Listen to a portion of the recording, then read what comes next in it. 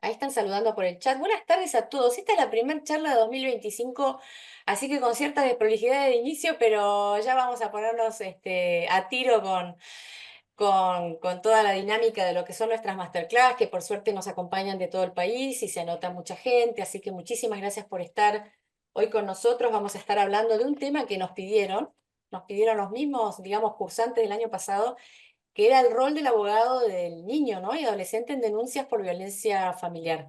Hoy nos acompaña la doctora María Victoria Jalil Manfroni, ella es jueza de niñez, adolescencia, violencia familiar y de género de la provincia de Córdoba, en el juzgado de niñez, adolescencia, violencia familiar y de género número 2 del Centro Judicial Capital, perteneciente a la primera circunscripción judicial con asiento en la ciudad de Córdoba.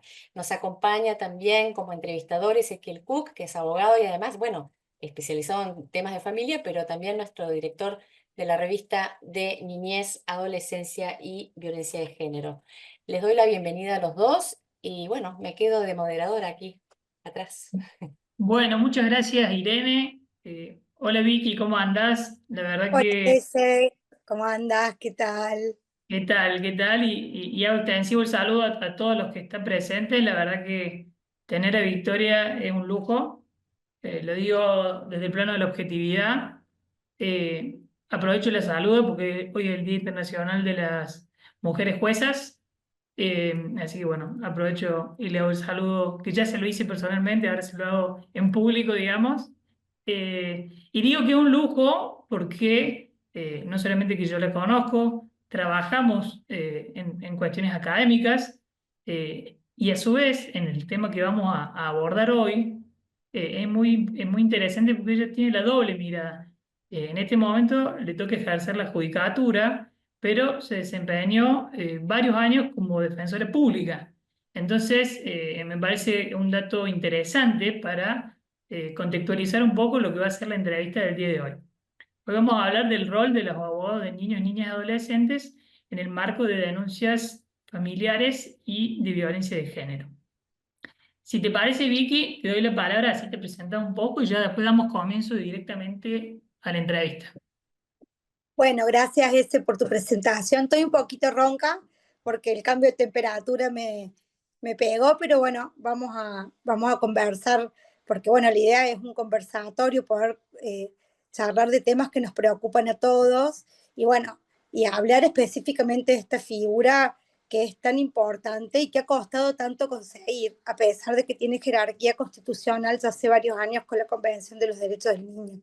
Así que la verdad que es un tema que todavía interesa, preocupa y sobre todo para poder entender las diferencias con otras figuras jurídicas que también eh, son tan importantes dentro de los procesos judiciales como el abogado del niño, pero a veces se confunde y no se tiene bien claro hacia dónde va esta figura, o sea, cuál es el objetivo principal. Así que bueno, bienvenidos a todos y un placer estar con ustedes. Bueno, gracias Vicky. Vamos a empezar con una pregunta general, un poco para ir calentando motores. Y te quería preguntar a vos, a tu entendimiento y a tu conocer, ¿cuál es el rol de este abogado de niñas, niñas y adolescentes? Bien, bueno, el abogado como te contaba recién, el abogado del niño es una figura que ya lo empieza a traer la Convención de los Derechos del Niño, que tiene muchos años de ratificación en nuestro país, donde habla de que el niño tiene derecho a tener una participación procesal activa en un proceso judicial, ¿sí? Entonces, esta figura lo que viene a hacer, en realidad, es el ejercicio de una actividad profesional de un abogado, de la misma manera que lo hace con los adultos, nada más que con un niño. Ya vamos a hablar de algunas cuestiones en cuanto a las edades y demás, pero es exactamente el mismo rol que cumpliría un abogado en el patrocinio jurídico de cualquier persona, nada más que esta persona es una persona un poquito especial porque es un niño y requiere un abogado con un perfil especializado. Tal es así que en este momento hay 2 cursos de especialización de abogado del niño en Córdoba que son importantes, uno que lo da el Colegio de Abogados y otro que lo da la Universidad Nacional de Córdoba, con un convenio con la Defensoría de los Derechos del Niño. ¿Por qué cuento esto? Porque uno de los requisitos para ser abogado del niño es acreditar especialización. Entonces, tanto cualquiera de estos 2 cursos como así también la especialización en Derecho de Familia, digamos, sirve académicamente para poder anotarse en la lista para ser abogado del niño. Perfecto, y un poco teniendo en cuenta que el público es nacional, digo, ya cada vez más provincias están contando con esta ley provincial de abogado del niño, niña y adolescente, ¿no? Exactamente. En Córdoba esta ley se creó, en realidad tiene una creación de hace varios años, lo que pasa es que no estaba reglamentada. Entonces, sobre pretexto de la falta de reglamentación, se había oposición en la aplicación efectiva de la figura. Lo que pasa es que todos sabemos que con respecto a las cuestiones que tienen jerarquía constitucional, no podemos escondernos en una regla procesal para impedir el acceso a un derecho o a una garantía constitucional, ¿sí?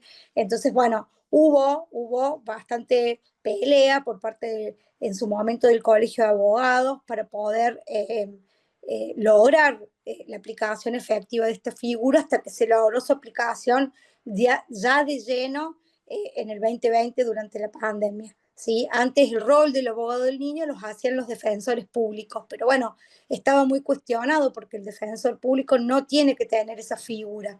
En todos lados, digamos, en todas las jurisdicciones, en realidad es el colegio de abogados como colegio profesional que tiene que garantizar esta posibilidad de otorgamiento de asistencia jurídica gratuita a niños en los procesos judiciales. ¿Sí?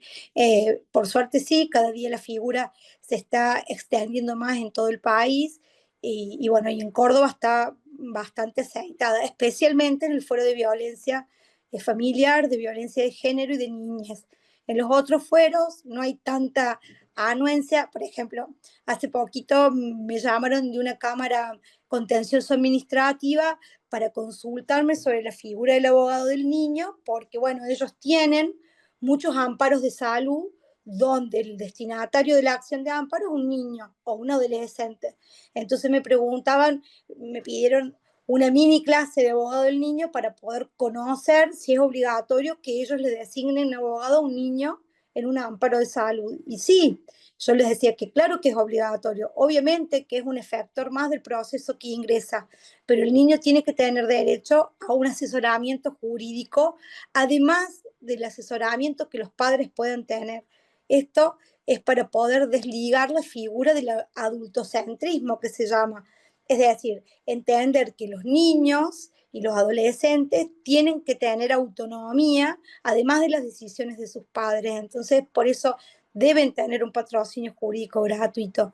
Este deber en algún punto es facultativo porque no lo podemos obligar al niño que tenga un abogado si no lo quiere, pero por lo menos el derecho a ser informado que tiene derecho a tener un abogado y que como es niño y seguramente no tiene medios económicos para pagar un abogado, el Estado le puede designar uno especializado tomado de la lista del Colegio de Abogados.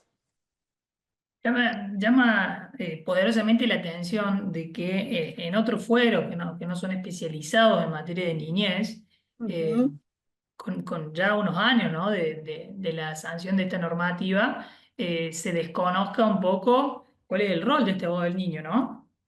Inclusive te cuento así como un detalle, han pedido la participación de abogados del niño en situaciones donde el niño no puede tener abogado, porque un bebé no puede tener abogados, porque un bebé, por ejemplo, un niño pequeño de pocos meses, de 1 año, de 2 años, de 3 años, no puede darle una directiva válida ni puede tener esto que el Código Civil habla del discernimiento. El discernimiento significa entender lo que se hace, ¿sí? Las consecuencias de las acciones. Un niño pequeño no tiene discernimiento, no lo digo yo, lo dice la ciencia médica, ¿sí? Entonces, por ejemplo, hay tanta confusión en esta figura que se ha intentado que se designe abogado del niño a niños pequeños o bebés, cosa que es totalmente inadecuada, ¿sí? Para poder tener abogado a un niño tiene que tener edad y grado de madurez suficiente para dar directivas a un abogado, es decir, entender el contexto en el que está y saber qué quiere y para que el abogado a su vez le explique cuáles son las consecuencias de esa decisión, ¿sí? Y que él las pueda comprender. Entonces, convengamos que un niño de 4 años jamás podría entender las consecuencias de un acto jurídico. Por eso se habla de edad y de grado de madurez al momento de la designación. Entonces, esto, por ejemplo, hay un caso muy conocido en Córdoba que en este momento está en situación de juicio, donde el fiscal en su momento que estaba investigando solicitó que se designara abogado del niño a niños que eran bebés y que además están sin vida. Entonces, ¿cómo alguien podía representar como abogado a otra persona que ha muerto? ¿Me entienden? O sea, no tiene ningún sentido. Eso en algún punto es un desconocimiento de la figura. Totalmente, totalmente. Aprovecho también para a la gente a decirle, porque bueno, desde que comenzamos con la sección de entrevistas, ya creo que llevamos 3 4 años, la gente que quiere preguntar puede preguntar, levanta la mano o escribe directamente por el chat. Como dijo la doctora, siempre tratamos que esto sea un conversatorio y que todos puedan participar. Te quería preguntar, porque bueno, tenemos varios colegas que ejercen la profesión, si los llaman a ellos, a algún niño o a través de un padre amigo, le dicen que quiere el niño que lo represente, lo patrocine. ¿Qué tienen que entender? ¿Cómo es el rol que tiene que tener una voz del niño? Bueno, el abogado del niño tiene que tener un perfil bastante particular. Pensemos que hablar con un niño no es lo mismo que hablar con un adulto, empezando por el lenguaje claro y sencillo. A un adulto uno le habla de una manera determinada porque tiene un grado de comprensión determinado, pero a un niño hay que hablarle de otra manera. Esto no quiere decir de hablarle ni en chiquitito ni en diminutivo, le estoy diciendo de bajar la posibilidad del entendimiento. Ustedes saben bien que hasta los adultos el lenguaje jurídico es un lenguaje extraño, ¿sí? No todo el mundo lo comprende. Entonces, imagínense si con un adulto puede ser difícil, con un niño. Entonces, siempre es importante tener un lenguaje hablado, un lenguaje corporal, tener una entrevista con el niño previo a esta toma de participación, ¿sí? En realidad, eso es sumamente importante, pero eso no significa no al niño hablarle con la situación real que lo rodea, ¿sí? Entonces me parece que, bueno, de esto tratan estos cursos, ¿no? Hay distintos profesionales que tratan, eh, que hablan, psicólogos, abogados, trabajadores sociales, justo en estas carreras de especialización, ¿sí? Que hablan también de cómo es la manera que se tienen que dirigir un niño. Y esto que vos decís, ese me da el puntapié para decir que muchas veces el abogado que el niño elija, no importa cómo ha llegado ese abogado a ese niño, que puede ser un abogado de su confianza, no está en la lista. Entonces, ¿qué pasaría si es un abogado que no está en la lista que está permitido en el colegio de abogados? Bueno, hay que acreditar que hay una relación preexistente de confianza con el niño. Eso es importante. A veces si nos ponemos finos, algunos doctrinarios te hacen la distinción o la diferencia entre abogado del niño y abogado de confianza, ¿no? Sí, lo que pasa es que no deja de ser abogado del niño, o sea, no deja de ejercer el patrocinio letrado del niño. Lo que pasa es que hay que ser muy cuidadoso con esta figura, porque, por ejemplo, si hay una contienda entre los padres, ¿sí? Una contienda fuerte entre los padres en los tribunales de familia, pongamos, que todos sabemos que a veces hay situaciones de casi guerra, ¿sí? Donde se disputan el cuidado personal de los niños. Entonces, hay que ver si ese abogado del niño de confianza no es más cara, en realidad, una designación de los padres. Por eso tenemos que ser muy cuidadosos, porque tampoco tenemos que meter al niño en el medio de una guerra que no le sirve a nadie, ¿sí? Entonces, es importante un poquito ver, porque un niño, pongamos, de 13 años, no anda con abogados juntándose por la vida para tener abogado de confianza. Entonces, hay que ser como muy prudentes y cuidadosos con esto. Yo creo que si un juez llega a tener duda de esta supuesta confianza, tiene que acudir a la lista del colegio de abogados en donde hay total objetividad. Perfecto. Ahí creo que el doctor Gustavo Franco levantó la mano. Estás muteado, Gustavo, por si Sí, no, querés. no, un minuto que lo tengo que... Perfecto. que buscar y Gustavo Franco. Está. Listo, ahora sí tiene para poder habilitar el audio. Buenas tardes, ¿cómo les va? ¿Cómo te va, La Gustavo? siguiente, cuando hablamos de abogado de confianza, no está permitido el abogado de confianza en todos los departamentos judiciales. No entiendo la pregunta, si está No permitiendo. podría actuar abogado de confianza en todos los departamentos judiciales, ¿o sí? A ver, es así. El abogado del niño, sí, hay que ver abogado de confianza, qué significa abogado de confianza, porque los niños no tienen abogado. Por ejemplo, yo soy abogado de niño, en Lomas Sí, de Zamora, tengo sí, la especialización y estamos sí, inscritos en el registro, pero no perfecto. existe la figura del abogado de confianza. Bueno, porque Sí o en sí es por realidad, sorteo. exactamente, está bien y es correcto lo que usted dice. Lo que pasa que hay un ítem en la ley de Córdoba donde si el niño, Ah, por eso preguntaba si se refería a Córdoba, perfecto. claro, solamente a Córdoba, que hay una manera de que supuestamente se pudiera vulnerar esa lista, ¿sí? Si hubiera un abogado de confianza.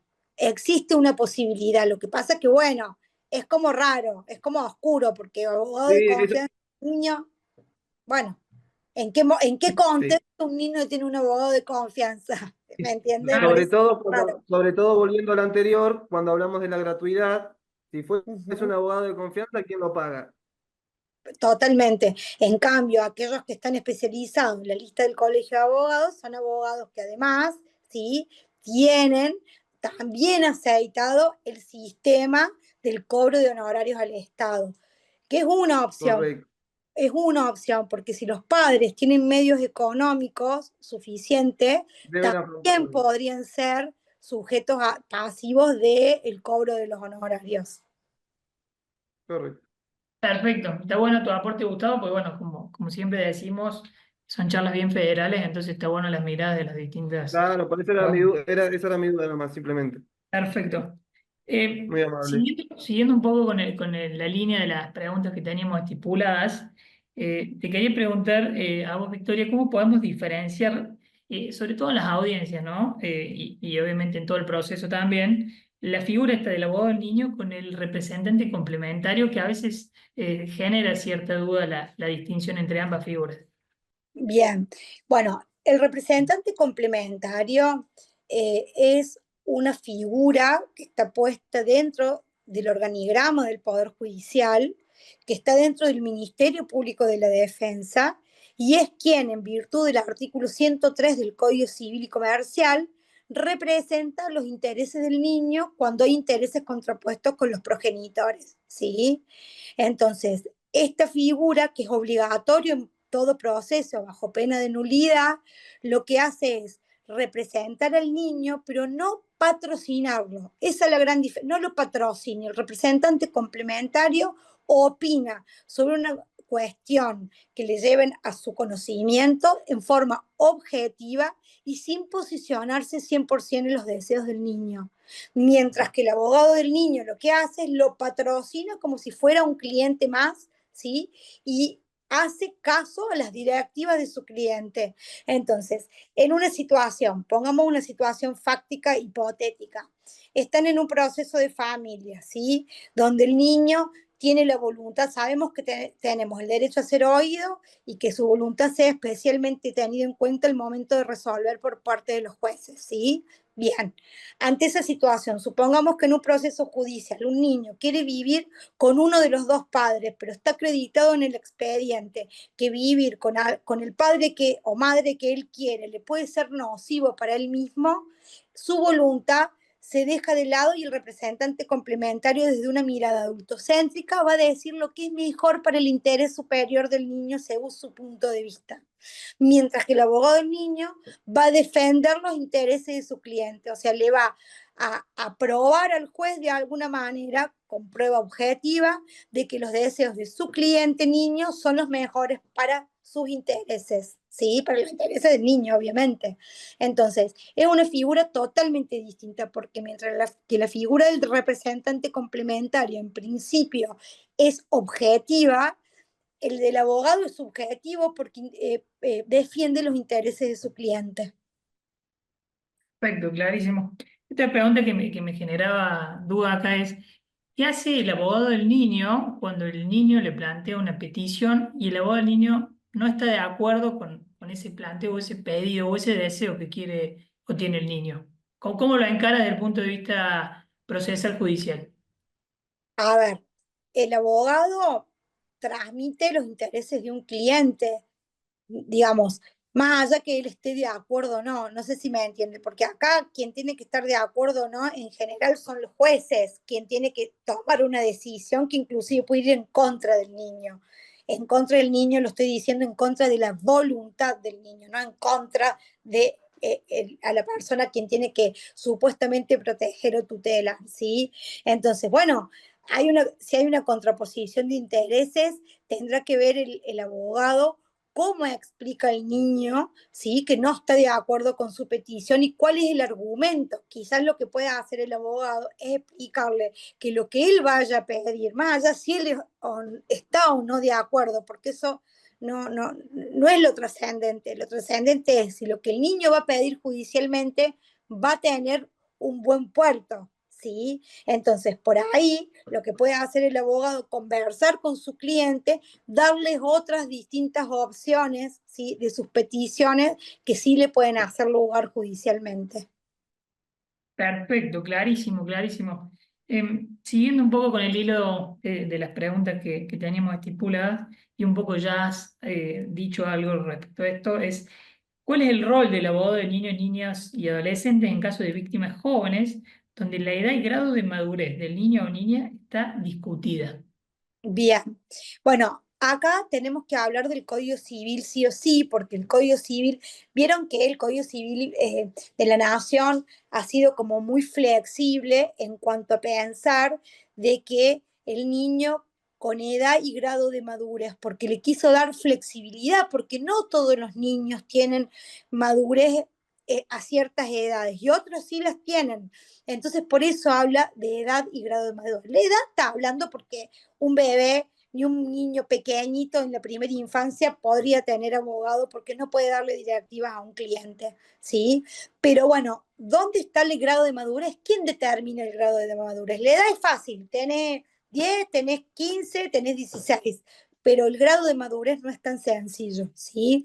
Entonces, hay chicos que pueden tener 13 años, pero ser inmaduros, y hay otros que tienen 10 y son sumamente maduros. Por eso esa, esa, esa discrecionalidad, ¿sí? Del grado de madurez, que quizás si está muy en duda, el juez puede someter a un estudio técnico rápido, no estoy hablando de un estudio interdisciplinario enorme, sino una entrevista psicológica rápida como para determinar si existe el grado de madurez.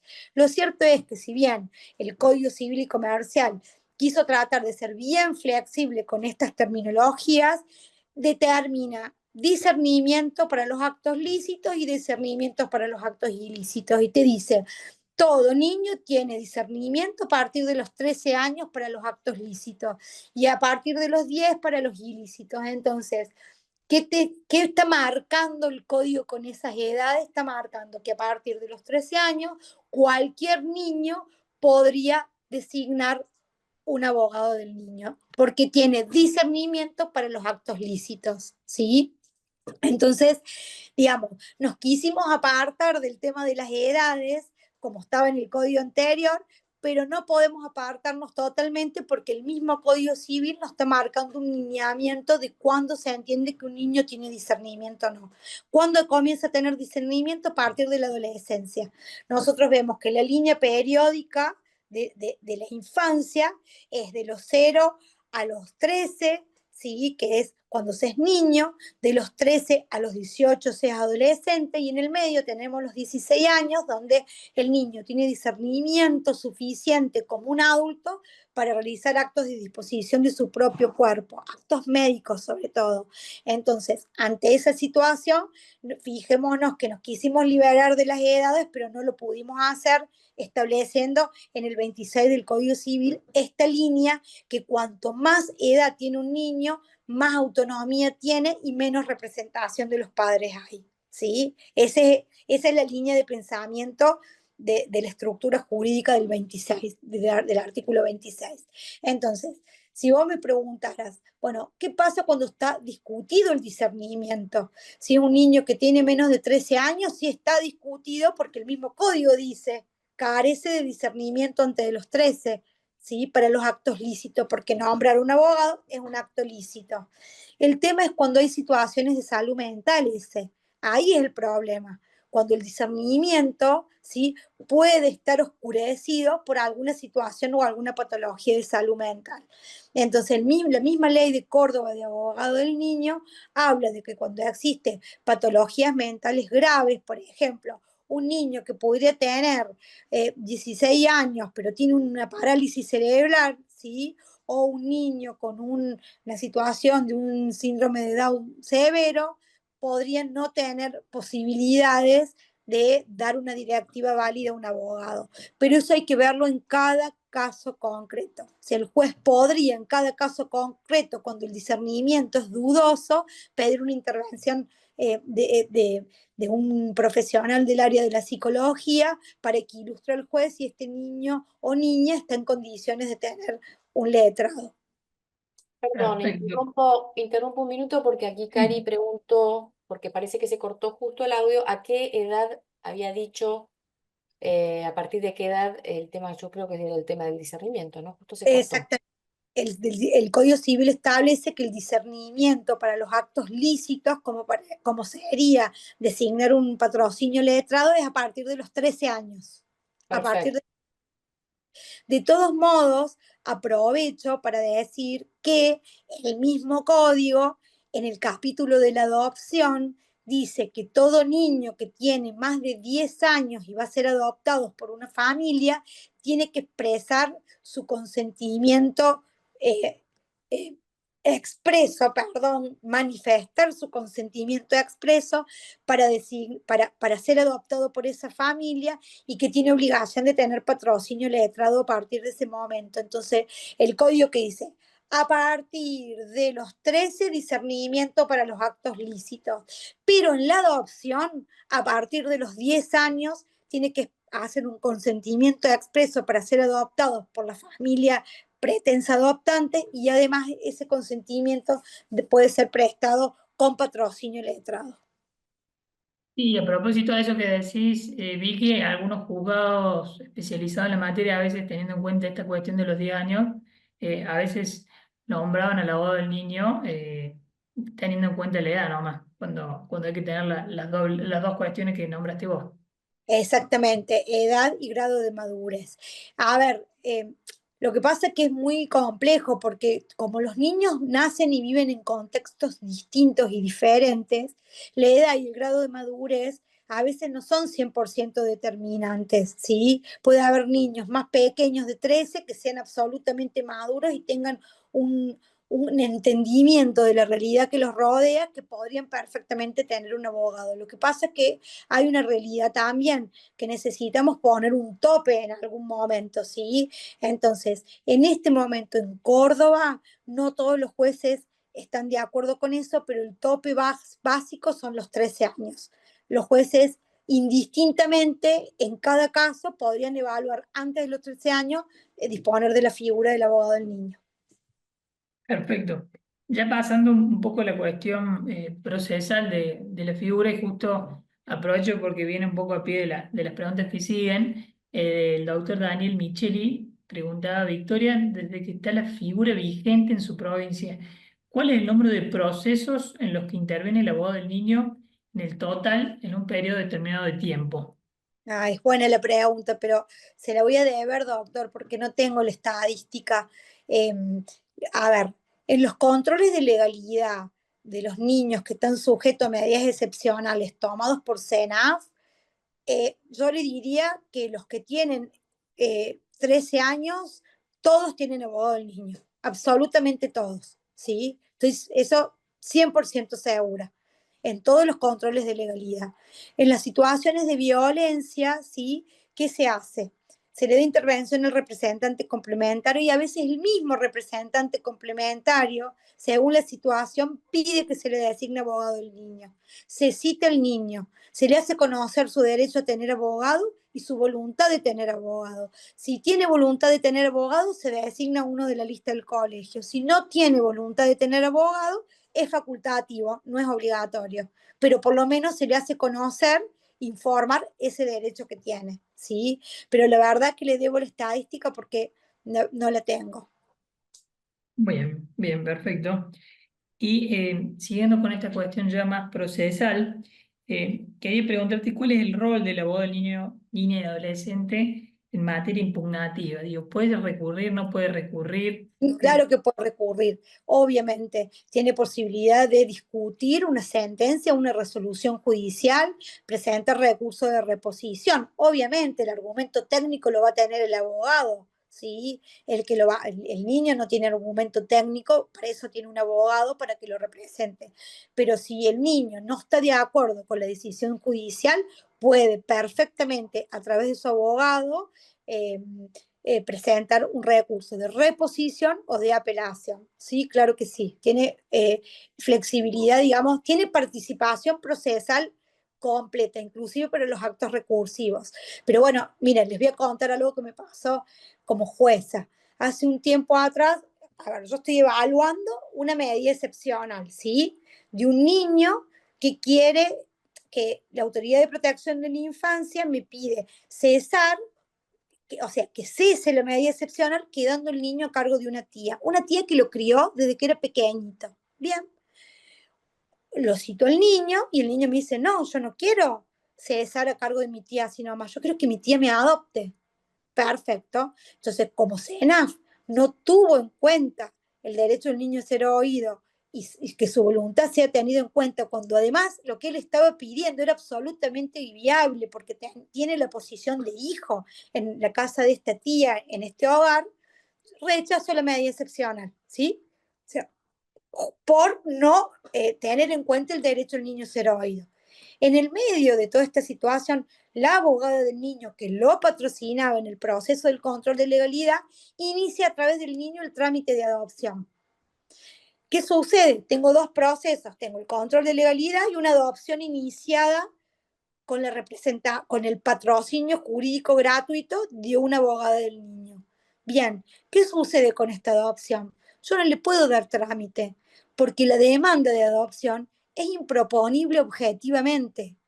Procesalmente, yo no puedo dictar una adopción cuando no hay previo una declaración de adoptabilidad pedido por el organismo de protección de la infancia. ¿Me entienden? O sea, de oficio, yo no podría dar una adopción si no está zanjado primero el obstáculo, que es declarar al niño en situación de adoptabilidad.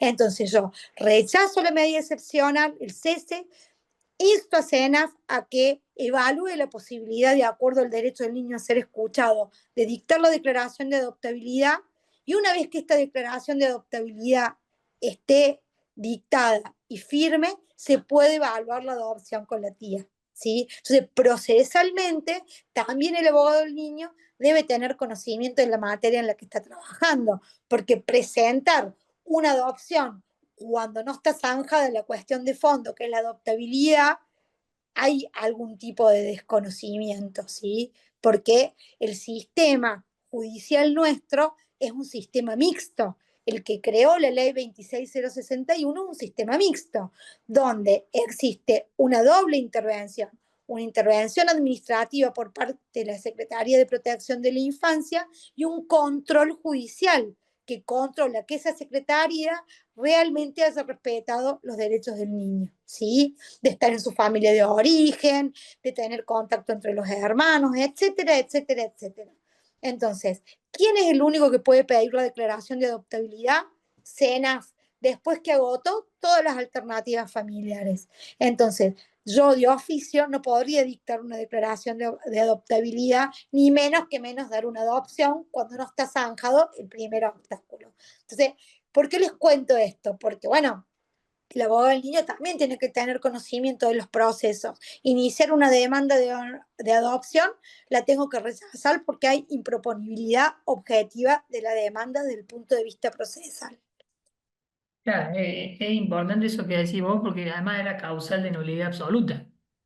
Es causal de nulidad absoluta si yo doy una adopción sin estar primero en la declaración de adoptabilidad zanjada, por supuesto. Entonces, por eso es improponible la demanda ese. ¿Entendés? Es objetivamente improponible porque si yo hiciera lugar esa demanda, mi resolución es nula de pleno derecho. Sería nula de pleno derecho. Entonces, por eso es importante que los abogados del niño tengan conocimiento de las cuestiones procesales. Totalmente, totalmente, sí, sí. Lo hago extensivo, ¿no? No es cuestión nada más de patrocinar a un niño, sino tener conocimiento de los procesos por estas cuestiones que estamos hablando. Exactamente, o sea, a mí me pone, digamos, mal, pero es para mandar a leer el capítulo de adopción, ¿sí? Evidentemente hay una parte que no se omitió leer, porque no se puede, bajo ningún punto de vista, yo estaría cometiendo un error en el ejercicio de la interpretación del derecho, ¿sí? Totalmente. Acá, hace un ratito, Mariana Novara, la doctora Mariana Novara nos preguntaba y nos decía, mejor dicho, en la provincia de Buenos Aires existen precedentes de designación de abogados del niño en bebés cuando son casos de violencia familiar. Bueno, no sé los precedentes, Mariana, pero la verdad que es raro, porque en un caso donde hay niños pequeños que tengan situaciones de violencia, quien los representa es el padre que no fue violento y complementariamente el representante complementario del 103. ¿Qué haría un abogado en representación de ese niño, digamos? ¿Cuál sería el ejercicio procesal? ¿Cuál sería el mandato del cliente? Por eso hay que ser muy cuidadoso con la figura y no confundir. Un niño que no puede dar directivas no podría tener abogados. Por eso me parece que no correspondería la figura del abogado del niño. Sí, sí, yo me sumo a tus palabras, Vicky. No sé bien qué causas En contexto, no lo y en sé qué tampoco. contexto lo menciona Mariana Novara, pero sí, claramente un bebé no puede darle directiva a un abogado, ¿no? Es un poco lo que vos hablabas ahí. Ella nos aporta la causa, nos dice que es PHE contra FDIS, protección contra la violencia familiar. Ahí nos pasó la causa para que, bueno, Ah, después bueno, la buenísimo, leamos todo y veamos un poco de qué se trata. buenísimo, gracias. De la Cámara de la Plata nos dice, de la Cámara. Perfecto. Eh, Franco, Gustavo Franco, también quiero que querías preguntar algo. Un minutito, por favor. Ahí va. Bueno, también con el parecido al mismo tema, acá hay mayor amplitud a la hora de designar abogado del niño.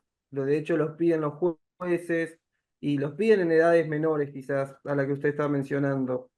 Por ¿Mm? eso no me sorprendió la causa esa, porque sí, en violencia se representa, no importa la edad. Pero Está por eso bien, pero aclaro, bajo qué, no entiendo bajo qué directivas, Claro, cómo sería. trabaja de manera coordinada con la Defensoría de Menores. Ajá, bien, bien. Pero bueno, para mí es Y un error en la por eso, interpretación de la claro, acá ley. es la teoría amplia, digamos, al momento de designar. Sí, sí, lo que pasa que, pero se desvirtúa la figura, a mi criterio, porque si Son una criterios. abogada necesita tener directivas, porque si no, confundís la figura con el representante complementario del 103, para mí. Claro, en corto. Sí, sí, se hay entiende. cosas escritas por parte de la doctrina que te habla de la posición más extrema, de una posición más restringida y una posición intermedia. La intermedia, la del Código Civil y Comercial, capaz un poco desde ese punto de vista pueden llegar a conceder la figura, ¿no? Lo que pasa es que las figuras no las tenemos que mancillar, digamos, las figuras sirven porque tienen un objetivo. y el objetivo es la participación procesal del niño, ¿sí? En un proceso judicial de un niño que tiene discernimiento para poder entender en el proceso que se encuentra inmerso. Si no, es totalmente desfigurada la figura, está totalmente desdibujada por el fin o sea, porque de no tener abogado, que fue años y años así los niños, que tenían derecho a tenerlo después de la convención, a darle, si no, también le pongamos abogado del niño por nacer, que si el código dice que si nace muerto es como si nunca hubiera existido. No sé si me entienden. Entonces, bueno, si vamos a ir, digamos, al extremo y la flexibilidad absoluta, las figuras tienen que ser para que tengan, para favorecer, ¿sí? Entonces, y además tampoco es la idea que los abogados cobren honorarios al Estado porque sí. ¿En qué representación? Si hay un representante complementario, ¿sí? Que va a controlar que el interés del niño se ejecute realmente. Entonces, por eso para mí, darle participación procesal a un bebé es totalmente alejado de lo que la figura pretende. Sí, A yo mí que coincido. Sí, yo coincido plenamente con vos, Vicky. Pero bueno, ahí justo nos aportó la doctora esta causa de la Cámara de Plata, así ya que lo vamos a ver. nos Me llevamos interesa, tarea para después de la charla. me encanta, me interesan los fundamentos para verlo. Me Sí, interesa. tal cual. Ya medio casi cerrando, obviamente después vamos a esperar las preguntas de los participantes. Y te lo pregunto no solamente por la charla, porque sé de tu interés por la figura, de tu labor en la práctica cotidiana. También hemos escrito sobre esta temática en conjunto. Ujú. ¿Cuáles son las reflexiones finales de esta figura? Yo entiendo que en algunos lados, o en algunas provincias puede estar aceitada, en otras no tanto. Después yo noto que hay distintas miradas, ¿no? De una provincia a otra del rol de la figura. Entonces, una reflexión crítica que vos puedas darnos de esta figura y cómo la ves desde el punto de vista nacional. A ver, la figura es fantástica, digamos. No tengo ninguna crítica para hacerle porque realmente estábamos en deudas con los chicos, ¿sí? Estábamos en deuda desde el Estado para que realmente tengan una participación procesal activa en los procesos en que ellos son parte. Además, lo que yo veo en los procesos judiciales de cómo trabajan esos abogados por esos chicos, sobre todo todos los abogados, pero sobre todo aquellos chicos que están en situación de vulneraciones más serias, niños que están institucionalizados en un instituto del Estado, en residencia, cómo los abogados van a las residencias, hablan con los chicos, les dan posibilidades de canales de apertura hacia lo judicial, son intermediarios a través de la CENAF. La figura es excelentísima a mi criterio, ¿sí? Es buenísima y la defiendo siempre muchísimo. Lo que sí me parece es que tenemos que ubicarnos en tiempo y espacio, en cuanto a que a mí no me gustan los puntos de vista restrictivos. Todo lo que sea amplio para mí es lo mejor. Lo que pasa es que tenemos que evaluar para qué es la figura, qué objetivo tiene esta figura, ¿sí? Y si está dentro del marco de los objetivos, defenderla. Ya el exceso en la figura, me parece que eso es lo que podría ser un poquito, digamos, como, no sé si hablar de peligroso, pero innecesario, me parece, innecesario, ¿sí? Pero creo que hay una idea generalizada de todos los tribunales que trabajan especialmente con niños, como los juzgados de niñez, los juzgados de violencia familiar cuando son víctimas los niños, los juzgados de familia, hay como una idea generalizada de que esta figura, bueno, vino para quedarse y cosa que la celebro. Perfecto. Y por último, ya casi cerrando, ¿qué avances o qué cosas sentís que están pendientes de la figura que se pueden mejorar? Mira, yo creo que me parece que el Colegio de Abogados podría mejorar de dar un poquito más de capacitación a los abogados, ¿sí? Porque esto que te cuento de una abogada que está inscrita en la lista de abogados del niño, que presenta una demanda de adopción y que no está el niño no está en condiciones de ser adoptado por una cuestión sustancial que no está declarado en adoptabilidad es un desconocimiento. O sea, a mí me parece que sería buenísimo de que en todas las temáticas especializadas en adopción, en violencia de género, porque hay niñas que pueden ser víctimas de violencia de género por un vecino, por un docente, por un médico, lo estoy diciendo de esta manera porque me ha tocado patrocinar a niñas que han sido víctimas por un compañero del colegio, ¿sí? Por docentes en el colegio. Entonces, me parece que es muy importante que el Colegio de Abogados dicte cursos de capacitaciones permanentes para sus afiliados, ¿sí? Los abogados, para que tomen conocimiento bien de todas las cuestiones de cada uno de los procesos. Por ahí me parece que en algunos casos falta un poquito de conocimiento. Entonces el colegio debería bajar una línea desde la capacitación en forma permanente. Y yo también capaz lo hago extensivo, ¿no? A otros fueros, ¿no? Ni Un poco, hablar, un ni poco hablar. eso que vos hablabas, que sí, los abogados que trabajan en los fueros de familia, en los fueros de violencia familiar, de niñez, tienen mayor conocimiento, pero la figura del abogado del niño también se aplica en los otros fueros, ¿no? Entonces, también trabajar un poco en esa cuestión, ¿no? Totalmente. Por ejemplo, en el fuero penal, quien sea abogado del niño de una víctima se puede constituir en querellante particular. Entonces, la constitución del abogado del niño como querellante particular es una participación procesal casi que doble sería. Por un lado, como abogado del niño, pero como querellante particular dentro del proceso penal, que es una figura que tiene absolutamente una regulación. Ahí vos le ves la diferencia entre el querellante y el abogado del niño. No, lo que pasa es que el No, abogado del niño se constituye como querellante particular. claro, Es exactamente lo mismo. Lo que pasa, es lo mismo. exacto, es lo mismo. Lo que pasa es que dentro del proceso penal, el querellante particular es la figura procesal correcta para meterse dentro del proceso penal. ¿Sí? Exactamente. No es así Exactamente. en otros fueros. Sí, sí, es verdad. Sobre todo en las fiscalías de integridad sexual, a mí que me toca trabajar en el foro penal, se está viendo la incursión de la figura del abogado De del la niño, figura, tal cual, que me parece pero estupendo. no tanto más, pero no tanto más, algún que otro fallo donde las cámaras penales se han pronunciado. Por eso un poco también me hacía un poco de eco esta cuestión de que en algunos otros fueros no está muy aceitada esta figura. Sí, totalmente, nos falta.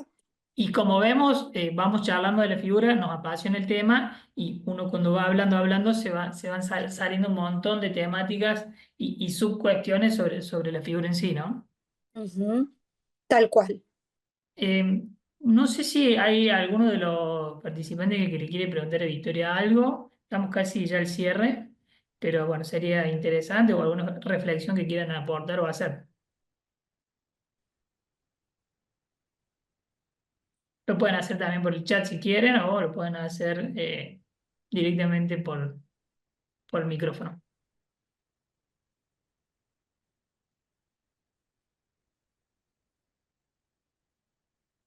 Mientras tanto, les recuerdo, y lo voy a poner aquí, el link de asistencia si es que quieren recibir un certificado.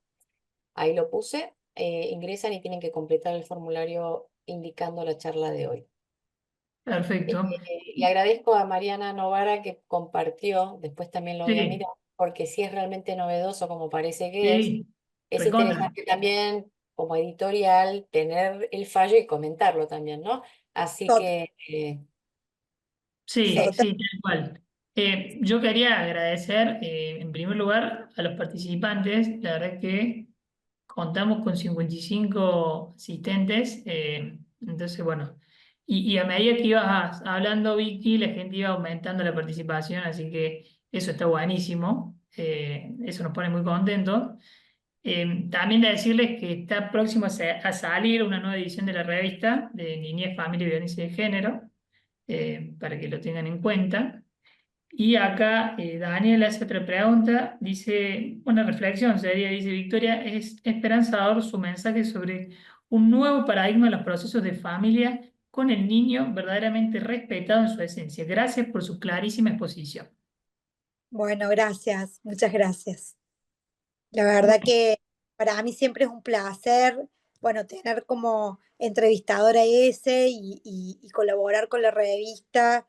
Me parece muy interesante con esta cadena de entrevistas, porque bueno, son todos temas que parecieran que están aceitados, pero bueno, nos falta, pero mientras más hablemos de ello y más conozcamos, me parece que más fácil va a ser la aplicación de las figuras, ¿sí? Me parece que Totalmente. los abogados de los adultos también tienen que pedir la designación de abogado del niño en un proceso, porque eso es darle autonomía procesal a los niños dentro de los procesos judiciales que definitivamente suman, creo que absolutamente suman. Totalmente. Y a veces temas que uno piensa que pueden estar aceitados, van surgiendo ciertas dudas, entonces como decís vos, está buenísimo tratar estos temas de tanta actualidad. Sí, Eh, por, total. ul- Exactamente. Por último, quería agradecerte a vos, especialmente Vicky, por siempre estar, por siempre aportar. Sé que estás con muchísimo trabajo ahí como jueza, pero siempre te haces un lugar para estar y sos muy generosa con la revista, así que te agradezco un montón. Ahí cierro con un mensaje de Bárbara Celada. Quería agradecerte por la clase de hoy. Fue excelente y muy fructífera. Y otros saludos más de agradecimiento. Así que bueno, gracias Vicky, gracias a todos los asistentes por estar, por estar en el día de hoy. Y Irene, te paso a vos, así das el cierre. Bueno, muchísimas gracias, Ese. Muchísimas gracias, María Victoria, como siempre, por tu generosa colaboración. Bueno, esta ha sido la primera charla de muchas que va a haber durante el año. Con Ezequiel estamos preparando varias temáticas que tienen que ver con todo lo que hace a niñez, familia, violencia de género, así que vamos a estar abordando distintas temáticas. Les cuento por si quieren saber, la semana que viene vamos a estar dando una charla sobre el proceso de alimentos derivados de la responsabilidad parental, que es un tema que está relacionado, ¿no?, con el tema familia. Ujú. Esto va a ser una masterclass, no en formato de entrevista, y como ya están los cupos agotados, lo vamos a transmitir en vivo a través de nuestro Facebook. Así que eso, si quieren, no recuerdo ahora el horario, lo estoy chusmeando ahora, es a las 6 de la tarde, el miércoles 19 de marzo. Bueno, pasé chivo y todo porque es así. Vamos a tener un montón de charlas, así que bueno, estén atentos a nuestras novedades, los esperamos con mucho gusto. Muchísimas gracias, Ezequiel, y muchísimas gracias, María Victoria, a todos los presentes, y nos reencontramos en nuestra próxima charla. Muchas gracias, un beso grande para todos. Nos Hasta vemos. luego. Hasta luego.